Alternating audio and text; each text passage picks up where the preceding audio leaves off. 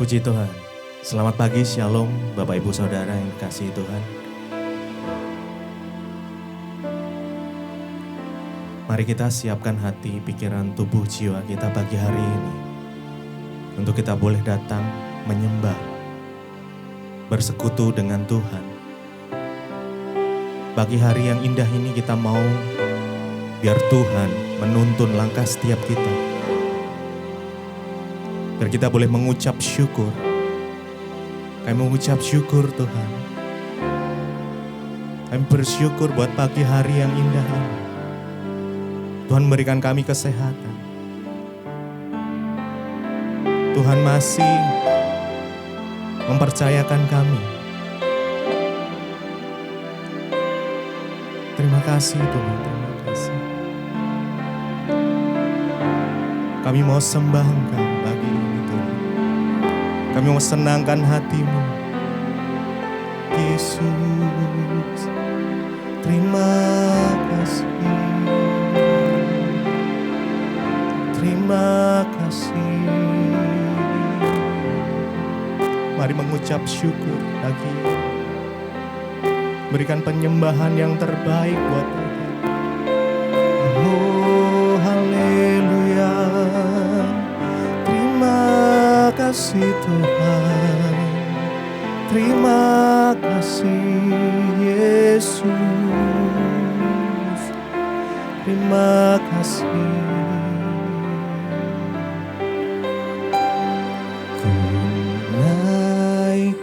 Syukurku buat hari yang Kau beri, tak habis-habisnya kasih dan rahmat-Mu.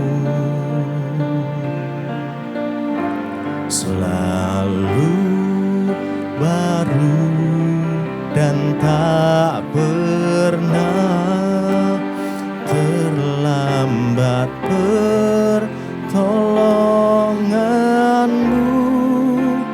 Besar setia-Mu di sepanjang hidupku.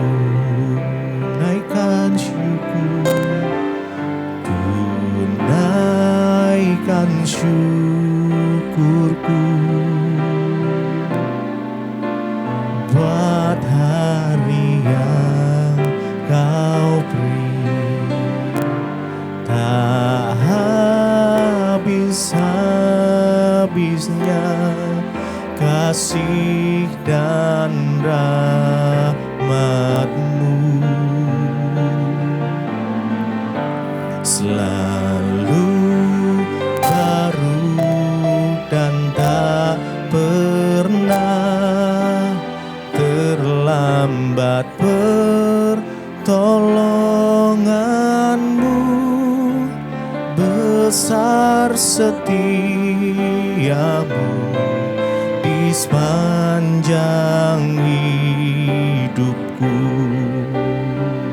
Naikkan syukur, ku naikkan syukurku buat hari yang Kau beri, tak habis-habisnya kasih dan rahmat-Mu. Selalu baru dan tak pernah terlambat pertolongan-Mu. Besar setia-Mu di sepanjang hidupku. Haleluya. Besar setia-Mu Tuhan, besar setia-Mu atas setiap kami bersyukur. Kami memuji-Mu Tuhan, menyembah-Mu, meninggikan nama-Mu. Haleluya. Terima kasih, Engkau sungguh baik Tuhan, Kau sangat baik, kasih-Mu melimpah, melimpah.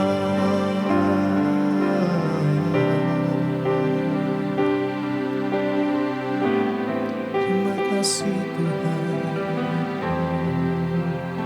terima kasih. Kami tahu Engkau selalu ada untuk kami Tuhan.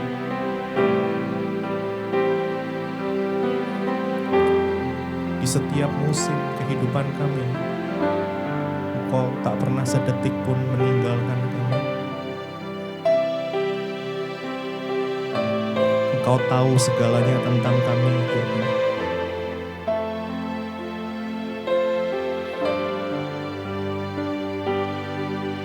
Karenanya pagi hari ini kami bersujud, menyembah, kami menyerahkan sepenuhnya kehidupan kami di dalam tangan-Mu.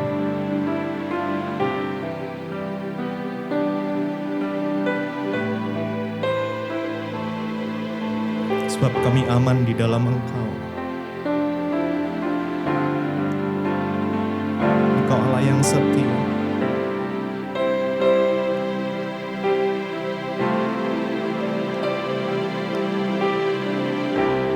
Kau hadir di setiap langkahku. Ku aman di dalam hadirat-Mu. Kau buktikan Engkau setia.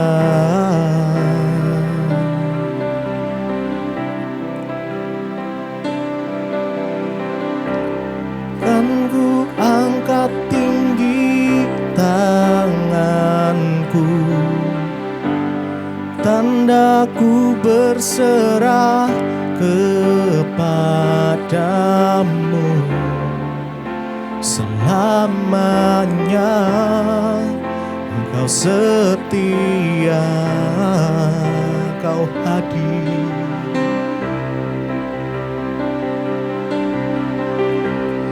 Kau hadir di setiap. Never forsake me.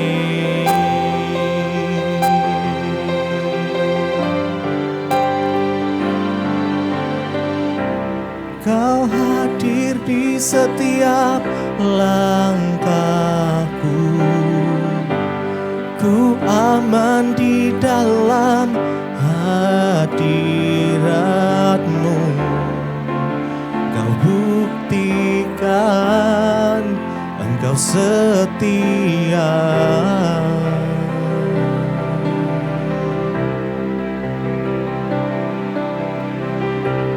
Kan ku angkat tinggi tanganku,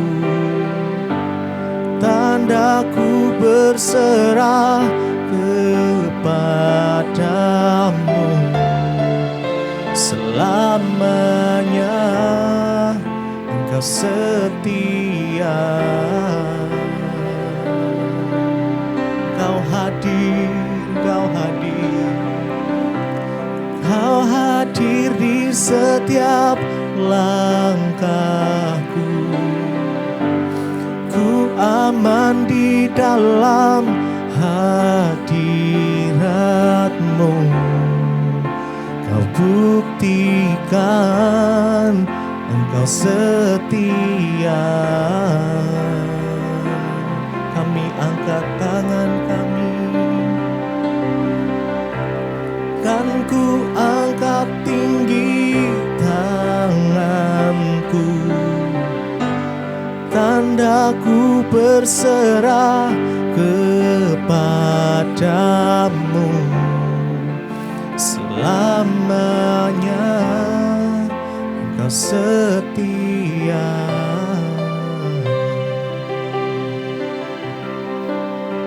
Kau setia,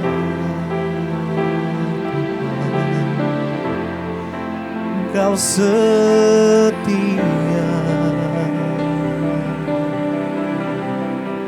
Kau pegang tangan kami,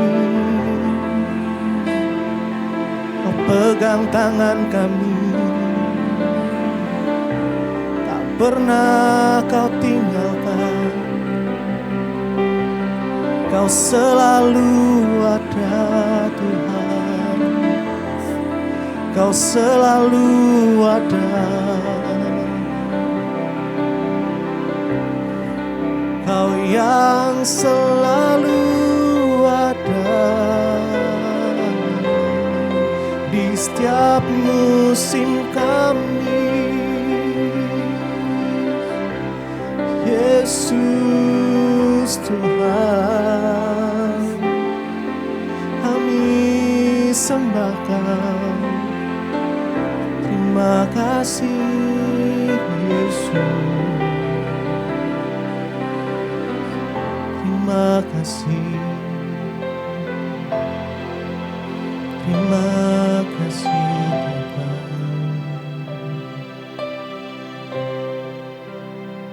Terima kasih Tuhan, kami mengucap syukur kalau hari ini Tuhan mengizinkan kami bangun dengan tubuh yang sehat, tidak kurang suatu apapun. Semua karena anugerah Tuhan atas hidup kami. Kami bersyukur karena itu pagi ini, sebelum kami memulai aktivitas, kami mau mencari Tuhan, mendengarkan suara-Mu dan tuntunan-Mu, agar hidup kami berada di dalam jalan dan perkenanan-Mu Bapa. Firman-Mu adalah kekuatan bagi kami, firman-Mu lah yang sanggup mengubahkan hidup kami. Tetap jaga kami dalam perkenanan Tuhan, urapi hamba-Mu yang tidak ada apa-apanya. Kami buka hati kami bagi firman-Mu di dalam nama Tuhan Yesus. Haleluya. Amin, amin. Iya, shalom, selamat pagi saudara. Saya percaya Tuhan yang sudah membangunkan kita dengan tubuh yang sehat dan tidak kurang suatu apapun. Semua karena anugerah Tuhan atas hidup kita. Dan hari ini sebelum kita memulai segala aktivitas, kita mau mendengarkan firman Tuhan. Yang kita percaya bahwa firman Tuhan itu sanggup mengubahkan hidup dan sikap hati kita. Baik, firman Tuhan hari ini terambil dari Ibrani pasal yang keempat ayat yang ke-11 dan Ibrani pasal 4 ayat yang ke-11, 12 dan 13 ya. Firman Tuhan Ibrani pasal 4 ayat 11, karena itu baiklah kita berusaha untuk masuk ke dalam perhentian itu supaya jangan seorang pun jatuh karena mengikuti contoh ketidaktaatan itu juga. Ayat 12, sebab firman Allah hidup dan kuat dan lebih tajam daripada pedang bermata dua manapun. Ia menusuk amat dalam sampai memisahkan jiwa dan roh, sendi-sendi dan sumsum. Ia juga sanggup membedakan pertimbangan dan pikiran hati kita.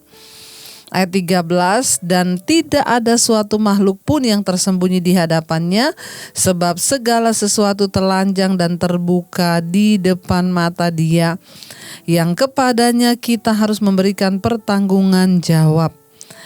Iya, saudara, kitab Ibrani mengingatkan kepada kita semua. Jadi kitab ini ditulis pada waktu Bait Allah dihancurkan dan juga orang-orang Kristen mendapat aniaya dan tekanan oleh tentara Romawi.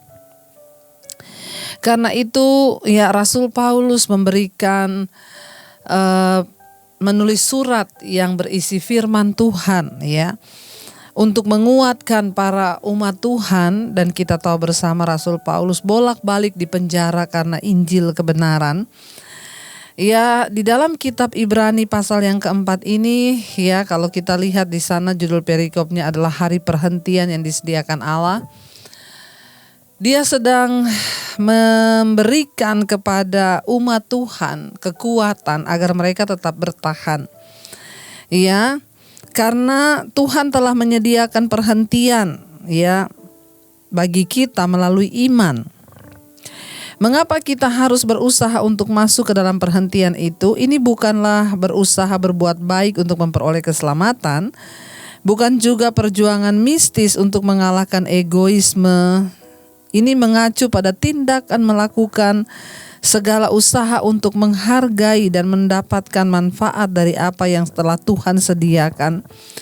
Keselamatan jangan sampai dianggap sebagai hal yang sudah semestinya kita peroleh. Untuk memperoleh karunia yang Tuhan sudah berikan pada kita diperlukan keputusan, perjuangan, dan komitmen.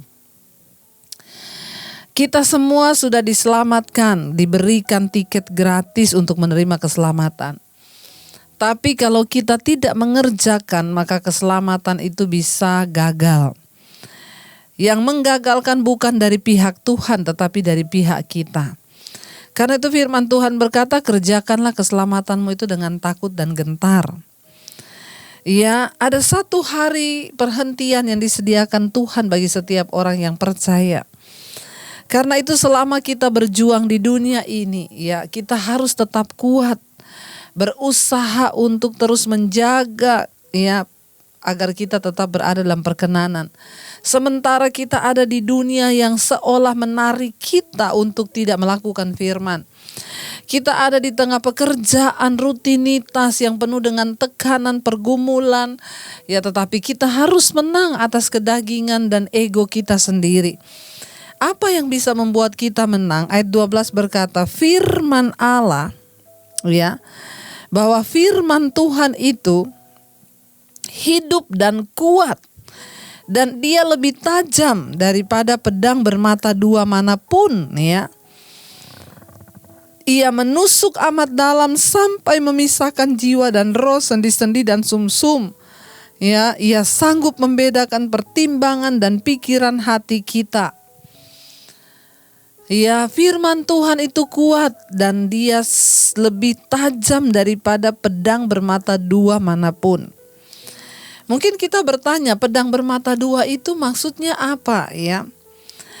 Ya, saudara, pedang bermata dua itu adalah salah satu senjata penemuan yang dipakai oleh bangsa Romawi, ya, di zaman dahulu untuk mereka bisa berperang, ya.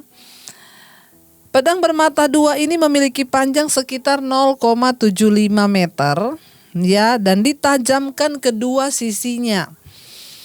Biasanya kan kalau pedang itu matanya cuma satu, ya, di ujung gini, saudara, ya. Tapi ini dua-duanya itu tajam. Ya, dengan tujuan apa? Jadi satu saat kalau tentara Romawi itu berperang, dia pegang begini, itu dia putar kemanapun itu bisa mengenai semua yang ada di sekelilingnya, ya. Jadi ketika dia memegang itu, dia begini, depan kena, belakang kena. Itu adalah senjata yang dipakai pada zaman dahulu tentara Romawi yang menemukan itu. Ya, jadi itu adalah senjata yang bisa menyebabkan kematian. Kenapa? Karena sekali diginiin depan bisa kena, belakang pun kena. Jadi dia tidak perlu terlalu berawas-awas, ya, karena kalau pedangnya mata satu aja cuma dipakai satu, dia sambil melihat ke belakang. Tapi kalau gini, saudara, langsung kena depan belakang. Tapi karena itu, ya, Rasul Paulus tuh memakai bahasa ini untuk menuliskan surat. Sebab firman Allah itu hidup dan kuat dan lebih tajam daripada pedang bermata dua manapun. Ya, karena pada zaman itu memang pedang bermata dua yang dipakai berperang oleh tentara Romawi. Ya, dan Rasul Paulus berkata, firman Tuhan itu lebih tajam. Ya, lebih berawas-awas lagi. Ya, senjata dari firman Allah itu lebih mematikan sebenarnya. Makanya di sini dikatakan ia menusuk amat dalam sampai memisahkan jiwa dan roh, antara pertimbangan, ya, dan pikiran hati. Jiwa dan roh itu berbeda. Jiwa itu adalah keakuan manusia, pikiran, perasaan, dan kehendak kita. Sementara roh manusia itu pelita Tuhan. Ya, pertimbangan itu muncul dari roh yang datang dari Tuhan. Nah, firman Tuhan itu sanggup membedakan mana pertimbangan kita sendiri, pikiran kita sendiri, mana pertimbangan yang datang dari Tuhan, yaitu hikmat Tuhan. Banyak orang yang bertanya kepada saya, Bu, bagaimana cara kita membedakan ini adalah kehendak Tuhan dan ini bukan? Ya, saya selalu menjawabnya begini, banyaklah baca firman. Karena kepekaan kita dengan Tuhan itu gak bisa kita tanya pendeta. Ya Bu, saya mau nikah nih Bu, kira-kira ini dari Tuhan atau bukan? Ya, kepekaan yang dari Tuhan tuh bukan yang seperti itu. Ya, kepekaan dari Tuhan tuh kita dapatkan saat kita banyak membaca firman. Ya, otak kita isi dengan firman, hati kita isi dengan firman, mulut kita isi dengan firman. Maka firman itulah yang di sini dikatakan sanggup membedakan antara pertimbangan dan pikiran, ya, dan hati kita. Jadi dengan kata lain firman Tuhan itu yang sanggup memisahkan antara jiwa dan roh, antara pertimbangan dan pikiran hati kita. Antara kehendak manusia kita dengan kehendak Tuhan, itu hanya firman Tuhan yang sanggup membuat kita tahu perbedaannya itu di mana. Jadi kalau kita mau memutuskan sesuatu berdasarkan firman Tuhan, tidak ada cara lain selain banyak-banyaklah dengar firman. Banyak-banyaklah bergaul dengan firman, banyak-banyaklah isi firman di kepala kita, di hati kita dan di mulut kita supaya kita lebih peka. Karena itu ayat 13 berkata, dan tidak ada suatu makhluk pun yang tersembunyi di hadapannya, sebab segala sesuatu telanjang dan terbuka di hadapan mata Dia yang kepadanya kita harus memberikan pertanggungan jawab. Ingat, satu saat kita semua harus memberikan pertanggungan jawab terhadap hidup kita di dunia ini. Ya, semua makhluk, ya, pribadi-pribadi. Makanya saya selalu berkata, ibu-ibu gak usah terlalu pusing kalau suamimu selingkuh. Bagian kita berdoa, tidak boleh bercerai, minta Tuhan untuk ubahkan dia. Kenapa? Karena semua orang akan mempertanggungjawabkan hidupnya di hadapan Tuhan, pribadi lepas pribadi. Lakukan bagian kita hari-hari ini, berdoa. Karena itu saudara, mari kalau kita ingin memiliki kepekaan yang lebih lagi, perkatakan firman, baca firman, renungkan firman, perkatakan firman, dan hidup sesuai dengan firman. Maka kita pasti akan dituntun Tuhan untuk semakin dekat lagi dengan Dia. Mari kita renungkan firman ini. Terima kasih Tuhan, ku renungkan firman-Mu siang dan malam. Kami mau pegang perintah-Mu dan melakukannya di hidup kami. Supaya hidup kami sungguh-sungguh berbahagia oleh perbuatan kami akan kebenaran-Mu Bapa. Terima kasih Tuhan. Terima kasih Yesus. Ku renungkan firman-Mu siang dan malam. Ku pegang perintah-Mu dan ku lakukan. Engkau tahu ya Tuhan, tujuan hidupku hanyalah untuk menyenangkan hati-Mu. Lebih lagi ku renungkan firman-Mu, ku renungkan firman-Mu siang dan malam. Ku pegang perintah-Mu dan ku lakukan. Kami tahu ya Tuhan, Engkau tahu Tuhan tujuan hidup kami hanya untuk menyenangkan, hanyalah untuk menyenangkan hati-Mu. Kami mau senangkan hati-Mu Tuhan. Lewat hidup kami, tuntun kami, jalani hidup sesuai dengan kebenaran firman-Mu ya Bapa. Tuntun langkah-langkah kami, tuntun hidup kami untuk melangkah dalam jalan-jalan-Mu. Tolong kami Tuhan, agar kami senantiasa ada dalam perkenanan-Mu. Biar kami memperkatakan firman Tuhan yang lebih kuat daripada pedang bermata dua manapun, yang sanggup membedakan antara keputusan, pertimbangan, dan pikiran hati, yang sanggup memisahkan antara roh dan jiwa kami. Biar firman Tuhan yang menguasai hidup kami, menguasai pikiran kami, menguasai hati kami dan seluruh tingkah laku kami. Terima kasih Bapak, berkati untuk setiap mereka yang bekerja, mereka dalam perlindungan Tuhan hari ini, yang bekerja di luar rumah, yang bekerja di dalam rumah, di luar kota, perlindungan Tuhan sempurna, dijauhkan dari segala mara bahaya kecelakaan. Kami berdoa dalam nama Tuhan Yesus, bahkan rancangan keberhasilan boleh terjadi karena kami mengandalkan dan mengutamakan Tuhan di hidup kami. Tuhan, jadikan kami pelaku firman-Mu yang terus memperkatakan firman Tuhan. Bahkan kami terus lepaskan berkat bagi bangsa Indonesia. Shalom Indonesia. Lawatan Tuhan terjadi buat bangsa kami.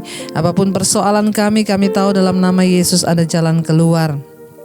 Mari kita berdoa. Bapa kami yang ada di sorga, dikuduskanlah nama-Mu, datanglah kerajaan-Mu, jadilah kehendak-Mu di bumi seperti di sorga. Berikanlah kami pada hari ini makanan kami yang secukupnya, dan ampuni kami akan kesalahan kami, seperti kami pun mengampuni orang yang bersalah pada kami. Dan janganlah membawa kami dalam pencobaan, tapi lepaskan kami daripada yang jahat.